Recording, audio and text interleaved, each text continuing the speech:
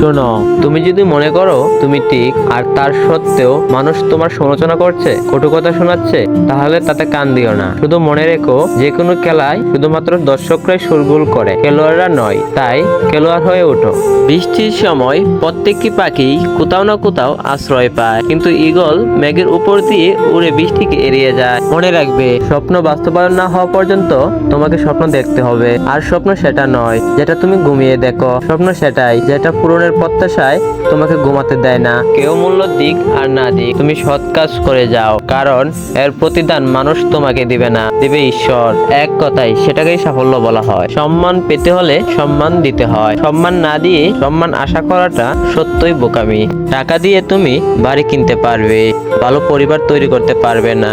টাকা দিয়ে একটি বিছানা কিনতে পারবে, কিন্তু ঘুমকে নয়।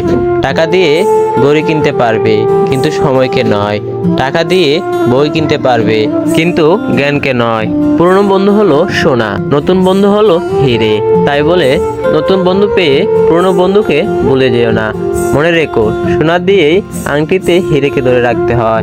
অতীতের কথা ভেবে কষ্ট পাওয়া হলো আবেগ, আর অতীত থেকে শিক্ষা নিয়ে সামনে এগিয়ে যাওয়াই হলো বাস্তবতা। যে ভুল স্বীকার করে সে কোনোদিন ছোট হয় না, তার সম্মান আরো বেড়ে যায়। ব্যর্থতা রোগের সব থেকে ভালো ঔষধ হলো আত্মবিশ্বাস, কঠিন পরিশ্রম।